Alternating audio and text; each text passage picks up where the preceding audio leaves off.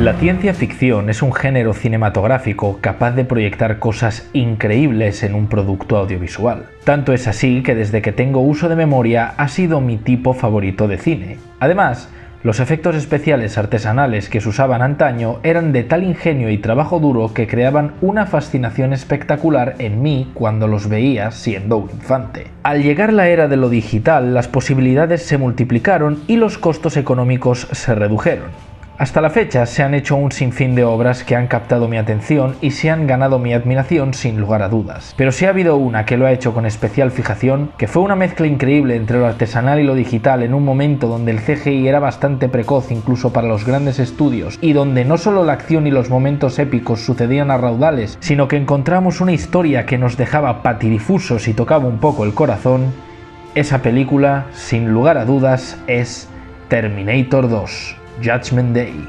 Creo sin lugar a dudas que la película de James Cameron de la que vamos a hablar hoy en el cuarto macro review del canal es, sin duda, una de las mejores secuelas cinematográficas del cine. Jim se puede vanagloriar alto y claro de decir que junto con Aliens y Titanic parió una de las cintas más emblemáticas de la historia de la cinematografía que sin duda se quedó grabada a fuego en la cultura popular, no solo como ícono de los 90, sino como producto de entretenimiento y épica sin parangón. Si la primera película fue sensacional, la segunda llegó a unas cotas de calidad prácticamente impertérritas. Una de esas películas con una magia irrepetible que pocas obras poseen. Por eso, y por todo lo que os voy a contar hoy, vamos con el macro review de Terminator 2, Judgment Day, el día del juicio final. Pero antes de entrar de lleno con Terminator 2, hay que ponerse un poco en situación con la primera película que llegó en el 84 como proyecto de Cameron. Es realmente fascinante porque con esta película, aunque al ver el producto terminado lo que más te puede impresionar sea lo visual y la acción, cuando entras a indagar en ella a otros niveles o desde otras ópticas, te das cuenta de que ya desde su concepción, no en el papel, sino en la cabeza como una idea, tiene muchas virtudes y es sumamente interesante. Aquí el gran secreto radica en que James no pensó la primera película per se con un sentido individual, sino que la idea inicial ya era introducir dos máquinas del futuro, el T-800 y el T-1000, y que Kyle Reese, el protector de Sarah Connor, las enfrentara. Sin embargo, había dos problemas. El primero era que había demasiada historia de fondo en la película y Jim se dio cuenta de que no se la financiarían. El segundo era que el presupuesto, y más importante todavía, los efectos especiales de la época, no permitían siquiera concebir algo en la pantalla como el segundo robot, el Terminator de metal líquido. Siendo honestos, puede que sí, pero Cameron siempre fue un tipo muy profesional y exigente incluso desde sus inicios y prefirió no forzar las cosas y esperar a que la tecnología avanzara un poco más. Era un tipo bien puesto en esos temas gracias a su formación en ciencia. Menester también mencionar que siempre ha sido alguien que parece haber ido adelantado a su tiempo y de la misma forma que tuvo que esperar 8 años para lograr Terminator 2 a nivel de FX, ocurriría lo mismo con otros 10 años con su Avatar. Al margen de la paciencia y tenacidad de Cameron, Terminator logra un éxito más que suficiente en su momento aun siendo un producto de serie B. Definió una de las interpretaciones más icónicas de Schwarzenegger, que terminó siendo el malo en la primera cinta al contrario de lo que quería, aunque fue una sabia elección. Pero tendría su papel de héroe en la secuela. Y como él, Linda Hamilton, Michael Biehn, William Wisher, Adam Greenberg y Brad Fiedel regresarían unidos para la segunda parte que Cameron por fin podría imprimir en celuloide cuando le dieron vía libre y total control para una continuación que, como se vaticinaba, rompería moldes y reventaría en taquilla. Y así fue. Aunque en su día fue la cinta más cara de la historia con $100 millones de presupuesto, acabó recolectando unos 500 millones a nivel general, convirtiéndose en el segundo film más taquillero del momento solo por detrás de la E.T. de Spielberg.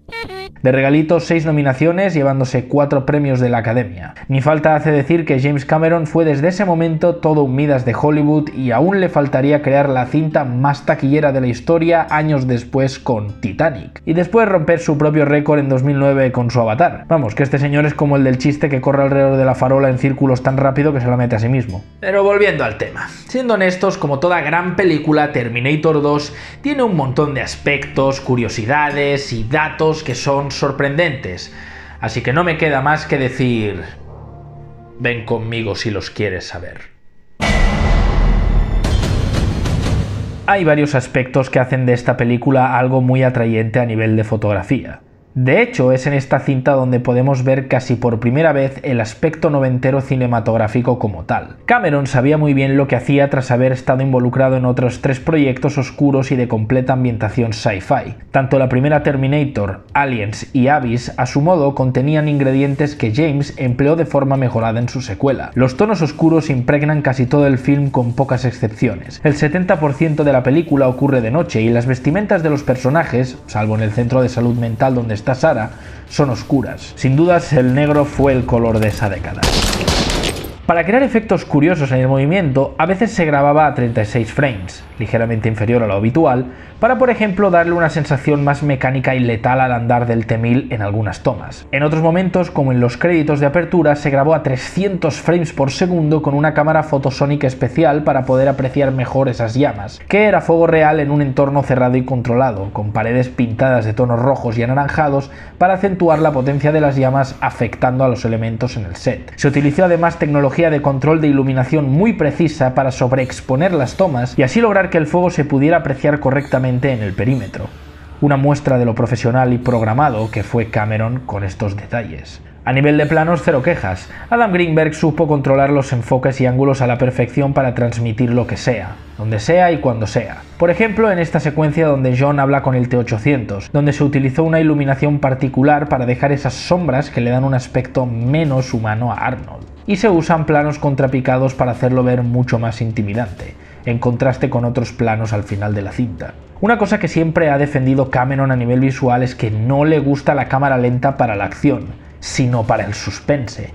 Y de hecho así es. Terminator 2 la usa solo para crear tensión y expectativa en el espectador. Aunque una de las características más fascinantes de lo visual en la cinta es el color. En momentos clave del film se hace uso reiterado de un contraste cromático para transmitir algo. Y es que basta con prestar un poco de atención para ver que hay 2 tonos opuestos a lo largo del metraje y cada uno simboliza algo. El azul oscuro es el color metálico de las máquinas, de Skynet.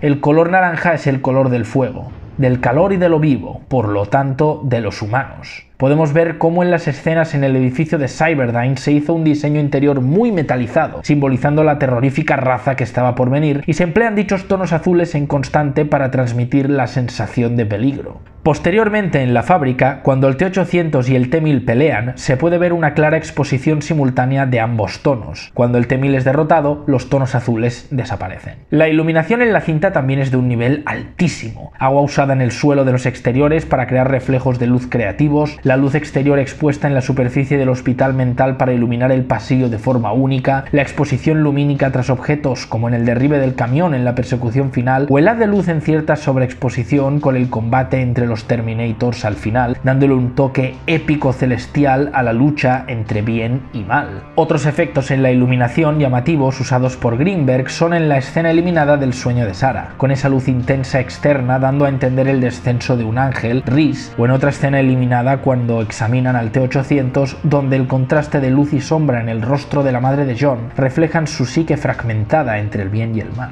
Y podría dar 1000 ejemplos más, como todos los juegos de luz hechos en la fábrica al final usando los rayos de los focos a través de los suelos metálicos, pero no conviene extenderlo más, creo que se aprecia perfectamente el detallismo extremo en cuanto a esto. Pero por supuesto, amén de todo esto, si por algo rompió moldes esta película fue por otro apartado de lo visual, y Cameron forzó las posibilidades hasta los máximos extremos que la tecnología permitía en esa fecha. Sí, hablo de los sobrecogedores, dantescos e impresionantes efectos especiales. Pese a estar realizada a principios de los 90, Terminator 2 hizo uso de todos los tipos de efectos especiales concebidos hasta ese momento, tanto artesanales como los debutantes efectos digitales por ordenador que empezaban a dar discretos pasos hacia el público general. Maquetas, animatrónicos, stop motion, miniaturas, CGI, composición óptica, rotoscopia, modelos, maquillaje y mucho más. En términos sencillos y para abreviar, no es que se inventara nada nuevo en Terminator 2, sino que se hizo uso y maximización de todo lo disponible en el mercado en su más alto nivel de calidad y mezclándolo todo con tal detalle, tal meticulosidad, que hicieron de esta película un verdadero acontecimiento en el cine. Podemos ver maquetas en miniatura con las escenas iniciales del futuro de los humanos combatiendo contra Skynet, animatrónicos para los endoesqueletos, maquillaje de gran detalle para el T-800 dañado y la loca simbiosis entre CGI y animatrónicos para el T-1000, sin duda algo inaudito en una pantalla de cine por su gran realismo. No puedo ni imaginarme cómo se quedó la gente al verle atravesar los barrotes o cómo quedaba mutilado por los disparos. Joder, si hasta hoy en día se ve impresionante y estamos a 30 años de esto. Para crear al T-1000 en su estado metálico, o cuando cambiaba de forma, se empleó una técnica de morphing, haciendo que el actor Robert Patrick andara desnudo con un montón de puntos en su cuerpo que luego a través del ordenador se traqueaban para crear la forma polimimética digitalmente. Para cuando atravesaba los barrotes, lo que hicieron realmente fue tomar la información de la posición exacta del ángulo de la cámara y crearon los barrotes digitalmente. Posteriormente añadían su stand digital de Robert Patrick al arco visual con rotoscopia y le daban ese aspecto gelatinoso para hacer ver que traspasaba las barras con una técnica de detección de colisiones de partículas. Para cuando salta con su moto al helicóptero y se derrite para entrar por la ventana frontal, expandieron la faz del actor mapeando su rostro y lo hicieron morfear al líquido metálico. Y para la siguiente toma crearon un mapa con reflejos de una forma gelatinosa convirtiéndose a una forma humana de nuevo. Un trabajo titánico, sobre todo sabiendo que los ordenadores de aquella época no eran menos que 5 veces más lentos que los de hoy en día. Hicieron falta unos 50 especialistas que trabajaron durante casi un año para completar la postproducción digital de la película. Para algunas escenas donde el T-1000 duplica a alguien, se usaron a los hermanos gemelos de los actores en el set. En el caso de Linda Hamilton fue su hermana Leslie Hamilton, que ya la ha ayudado con varios rodajes. Aunque también lo que llama la atención es cuando lo vemos mutilado por los disparos. Ahí se trata de marionetas animatrónicos del tamaño real, hechos capa sobre capa trabajando a partir de un ciberescaneo para hacer los moldes. Estas formas me parecen altamente inspiradas en las diversas transformaciones de La Cosa de John Carpenter, que ha sido mencionado por Cameron como una de sus inspiraciones. De hecho, ya trabajaron juntos en 1997, Escape de Nueva York. Sin duda, la Industrial Light and Magic, que sentaron un precedente en las películas originales de Star Wars, y Stan Winston y su equipo hicieron aquí un trabajo titánico que quedó grabado en las retinas de todos los que vieron esta película en su día y aún en el presente y futuro. Para la escena del nitrógeno líquido usaron eso mismo, no había forma de emularlo con nada más y fue bastante peligroso, aunque cuando vemos que Robert Patrick anda por en medio en realidad era agua y vapor, que daba bastante el pego. Las escenas de acción eran de un trabajo enorme. Por poner un par de las más brutales de la película, la del tiroteo en las oficinas de Cyberdyne Systems se labró con miembros SWAT de la policía reales. Cameron se informó con los propios cuerpos de seguridad sobre cómo abordarían en la vida real una amenaza del calibre de la película, cuántos hombres emplearían y cómo dispondrían los vehículos, qué armas utilizarían, etc. Así dispuso la escenografía exterior, entre lo estéticamente aceptable a nivel cinematográfico y lo que realmente haría la policía de Los Ángeles. Además, pidió que modificaran la ametralladora rotante que usó Arnold en la escena, modelo M134A2 Vulcan, para que rotara a menor velocidad y los disparos fueran visibles. Y con la escena de la persecución posterior en helicóptero, qué decir, en realidad se usaron dos helicópteros reales, el que usa el T-1000 y en el que iba James Cameron y el equipo de cámaras, y un par de camiones. Casi nada. Quiero hacer, antes de seguir al cuarto apartado importante, una mención especial al apartado de sonido y la banda sonora de la película. Sin lugar a dudas, hay cosas llamativas en la composición sonora de muchos momentos del film.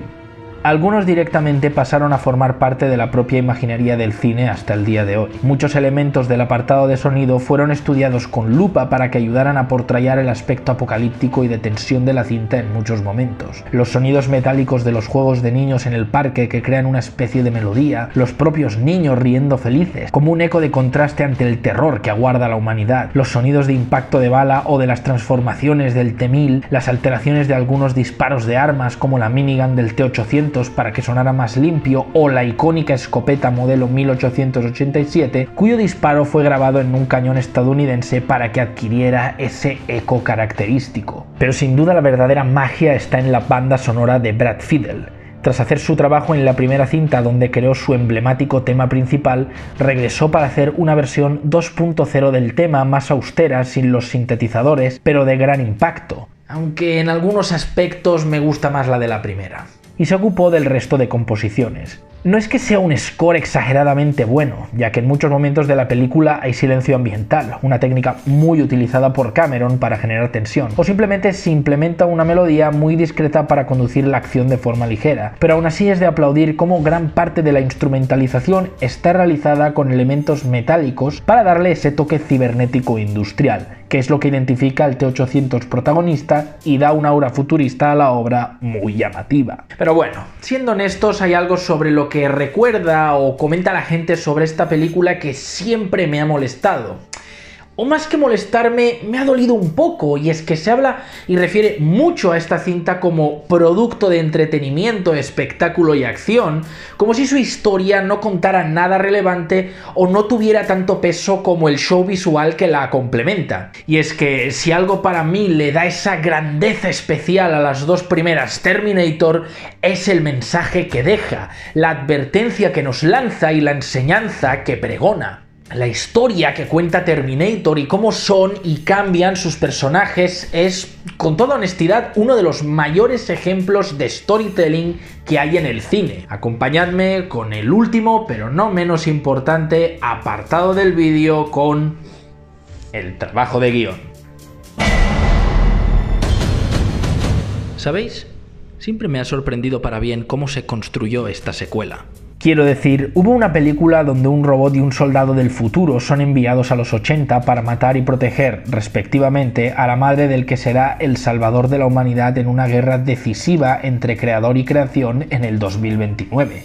¿Cuál hubiera sido la sucesión lógica para una segunda parte? Siendo sinceros, basándonos en las fórmulas generales empleadas en Hollywood hasta esa fecha, y aún presentes a día de hoy, lo normal hubiera sido repetir el tema con más pasta de por medio, es decir, que lo único que mejoraría serían las escenas de acción y la calidad de los efectos especiales. Pero poco más. ¿Cómo es entonces que esta segunda parte es tan atrayente y consigue un efecto por momentos superior a la de su predecesora? Pues porque Cameron se fue por la tangente de una forma creativa, pero respetando el espíritu de su cinta previa, dando aún, con todo, una sensación de frescor épico en esta secuela. Lo que consiguió Terminator 2 a nivel de narración y storytelling es uno de los mayores logros que pueda haber en cuanto a historia y personajes se refiere. La primera película es una cinta de ciencia ficción con toques de terror donde una máquina fría e imparable caza sin cesar a una pobre muchacha que solo cuenta con la protección de un soldado del futuro. En la segunda cinta, Cameron consiguió convertir al temible Terminator de Schwarzenegger en una figura paternal del joven John Connor y en el héroe absoluto de la película contra el T-1000 de Robert Patrick. Los tres protagonistas acaban pareciendo una suerte de familia de forajidos imparables y medio locos, pero aún así les coges un cariño tremendo. La simetría narrativa de las dos cintas es absoluta. Entre las dos configuran una única y completa historia. Tienen más de lo que las asemeja que de lo que las diferencia. Si la del 84 hablaba sobre el amor entre un soldado del futuro con 1000 traumas y heridas con una marginada camarera del montón contra un robot implacable, la segunda es el amor maternal de esa misma mujer con su hijo y cómo juntos luchan contra sus demonios internos, moral y sentimientos al enfrentar a un enemigo que les hace patente más que nunca que aunque pretendieran ser alguien del montón, ambos tienen una gran responsabilidad para con un destino que tarde o temprano les va a alcanzar y un rol que les tocará cumplir. Es eso lo que hace que debajo de todas esas explosiones, disparos y sangre haya algo que te toque el corazón hasta lo más profundo, pues trata la vida con la óptica de la épica que todos aspiramos a tener, a sentir que somos importantes, que, como bien dice la película, el futuro no está establecido. No hay destino, solo existe el que nosotros hacemos. Que esto se logre en un largometraje, creedme que es una de las cosas más difíciles que puede haber, pero una de las más bellas y eficaces también. Es por eso también que esa idea va a ser algo primordial para el correcto accionar de los eventos en el film. Nada ocurre por una suerte de Deus ex machina en esta película. La gente es responsable por lo que pase. Todo lo que ocurre es fruto de una decisión. Por eso John hace que el Terminator no mate a nadie. Por eso Sarah no le dispara a Dyson porque John y el Terminator la detengan, sino que ella misma cesa en su acción por voluntad propia. Y la película es consistente en esta idea constantemente.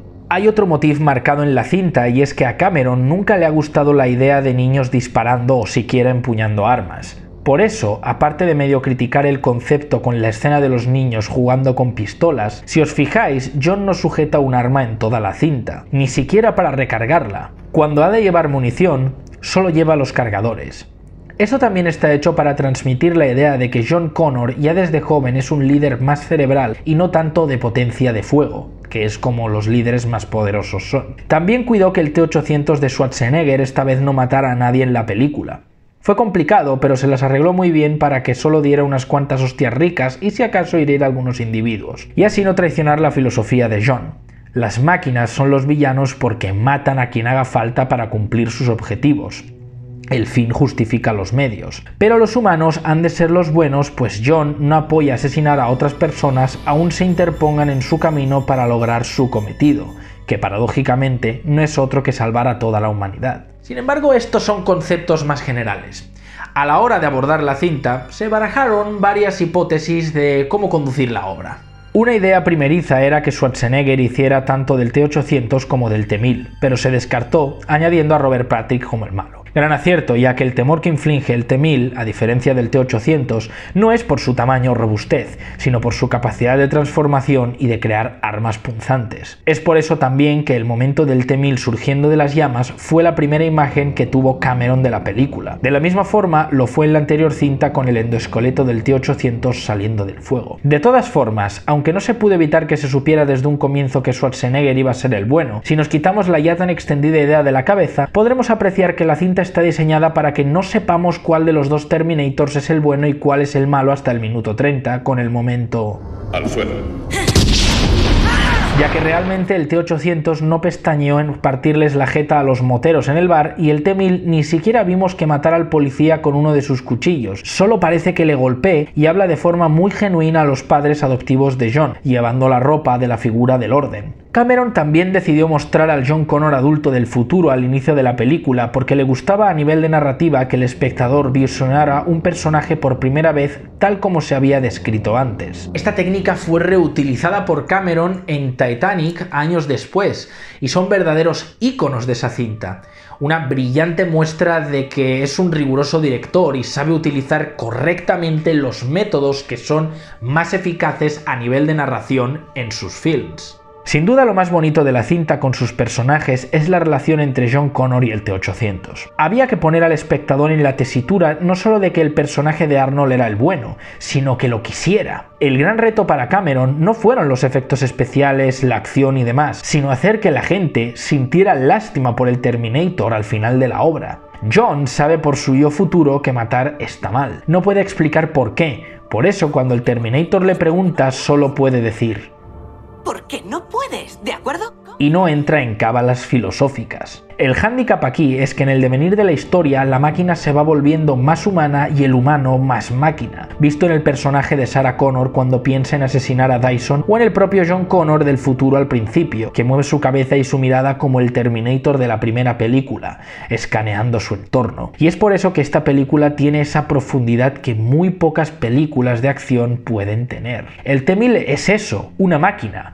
No hay trabajo de desarrollo como personaje, aunque debo decir que Cameron, como ya sabemos, se pegó a la ciencia firmemente lo más que pudo. Es decir, lo que hace el T-1000 es una locura, convertirse en cualquiera, imitar su voz, crear esos cuchillos, deformarse, pero es lo más creíble y consistente posible. No puede imitar nada que no sea de su tamaño, solo puede crear armas simples, nada que conlleve partes móviles o explosivos, pero aún así es sumamente letal y es un jodido reto para los héroes acabar con él. Hasta se repite el momento de la anterior película de creer que se ha vencido al villano, pero este reaparece para un último combate. Muy sutil. Aunque para mí el personaje más interesante es el de Sarah Connor, que pega un cambio brutal de una película a la otra. No solo el cambio físico de Linda Hamilton fue impresionante, sino que se entrenó a fondo en el uso y manejo de todo tipo de armas bajo las instrucciones de un comando israelí real llamado Uzigal. Sin duda es increíble el cambio que pegó la actriz de la primera película, donde era una chica inocente que desconocía su importancia para el futuro de la humanidad, y la secuela, donde es una despiadada guerrera increíble. Sin duda, Linda encarnó a una de las heroínas femeninas más badass y queridas en el cine. Tanto fue así que se llevó mucho de su personaje en sí misma. En el rodaje de la escena del ascensor contra el T-1000, olvidó durante una pausa volver a colocarse el tapón para uno de sus oídos, y el disparo de la escopeta la dejó con un daño permanente en su oído. De hecho, la toma en la que ocurre es la que podemos ver en la película. En fin, como iba diciendo, la progresión de Sarah fue la más correcta. La vemos ahora en un manicomio. No sabemos qué fue de ella todos esos años y nos plantea la duda. ¿Estará loca? Es decir, hemos visto la primera película y sabemos que vivió lo que vivió, pero la pregunta viene de pensar si realmente eso no la afectó psicológicamente para mal. Pronto sabremos que pasó los años con varios hombres con los que solo se juntaba para recibir entrenamiento militar.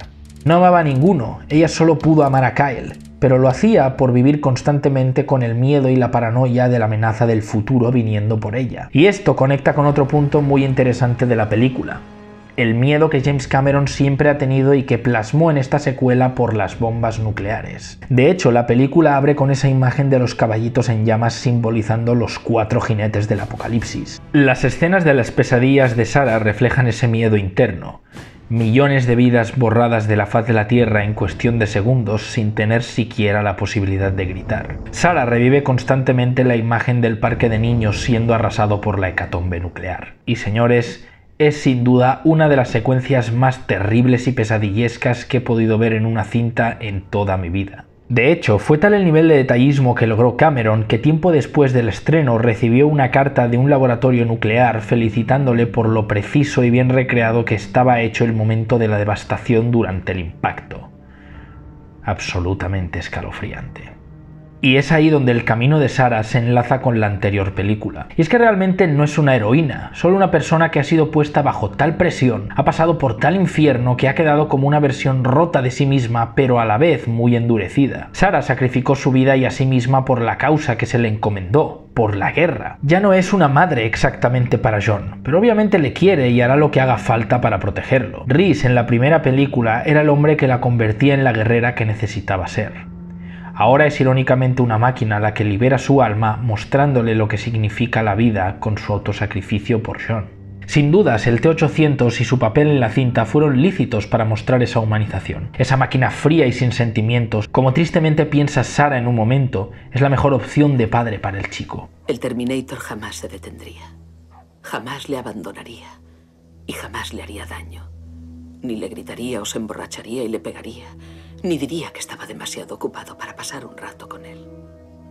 Siempre estaría allí. Y moriría para protegerle. Su voz en off en la película de hecho funciona como cohesión narrativa respecto a la primera cinta, ya que se asemeja a cuando ella grababa sus pensamientos en la grabadora. En fin, como decía, es en el Terminator donde hay también una progresión interesante de comportamiento. Hay cosas que son inherentemente deshumanizadoras en el T-800, como por ejemplo su forma de hablar exageradamente mecánica. El acento austriaco de Arnold ayuda mucho, claro. O el hecho de que no parpadea en ningún momento. Sin embargo, hay algo determinante en el sentido de ser de la propia máquina en la mirada y su vestimenta. En la primera película el Terminator empezaba sin gafas y posteriormente, debido al daño en su cara, ocultaba sus ojos con unas enormes gafas de sol. Progresivamente, debido a los daños que sufre, vamos viendo cómo pierde su aspecto humano y se vuelve más máquina hasta que al final solo queda su endoesqueleto. Sin embargo, en la segunda cinta es al revés. El T-800 inicia con unas gafas de sol que ocultan sus ojos, deshumanizándolo. Pero luego las pierde y poco a poco, debido a lo que aprende con John, se va volviendo más y más humano. Sarah, al contrario, se deshumaniza llevando las gafas hacia el final de la película y usando el puntero láser rojo, tal como hacía el Terminator en la cinta anterior, para matar a un inocente que de hecho aún no había cumplido su cometido. Aunque su parte humana la salva al final. Con el T-800 la fotografía también lo refleja con lo que mencioné antes en el color. Inicialmente tonos azulados cubren su imagen, pero al final vemos que su parte dañada queda en la sombra, azul, y su parte más limpia queda en la luz. Recordemos, naranja, humanos. lo cual es un detalle absolutamente brillante del enfoque de la cinta en cuanto a la evolución del T-800 en la historia. Es el mensaje principal quizá de Terminator 2, el más fascinante pero cierto. La tecnología de por sí es amoral. Es el uso que le damos a esa tecnología lo que le da una moralidad.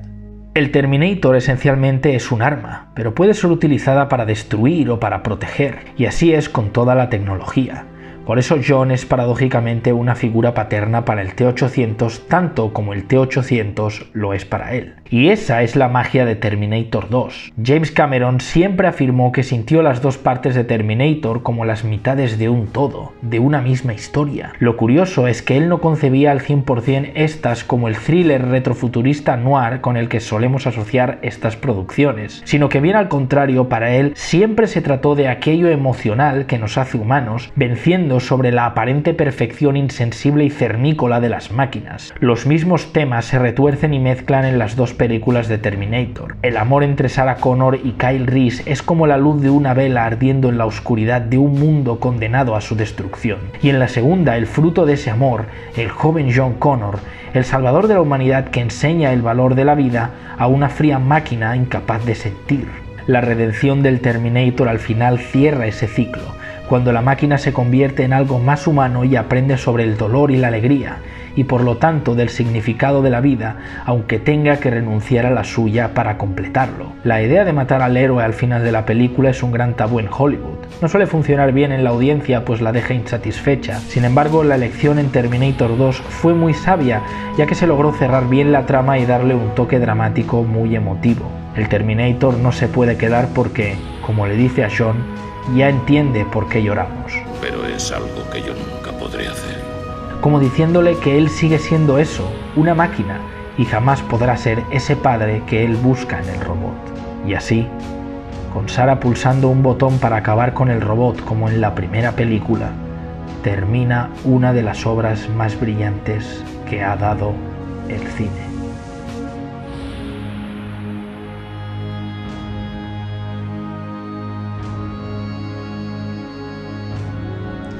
En fin, compañeros, gracias una vez más por acompañarme en este nuevo macro review del canal Occidental Image, este cuarto macro review ya, que una vez más repito, es gracias a la colaboración de corazón que hacen los Patreons del canal. A ellos una vez más, gracias, sin ellos no sería posible estos vídeos.